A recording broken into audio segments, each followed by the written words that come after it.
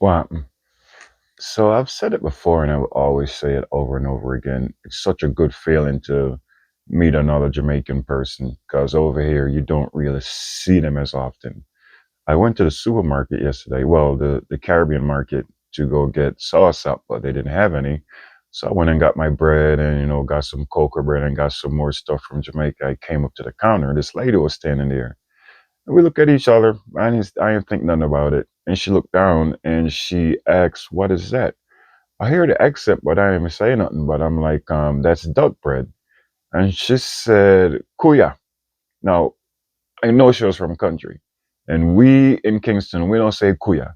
We say look ya or watch it. But let me tell you, it opened up like a flood. We did it and we start chatting, we are chat like say we know each other for years. It's just a good feeling when we meet a Jamaican person, man. We go outside and I go on my truck and I leave. And we come out and we're outside again. In the rain. I talk to each other for another 5 minutes. Me not even ask the woman name, but it's like say me know her for years. All me I say is, man, it's such a good feeling. Me not ask a question today. One love people. Me enjoy it.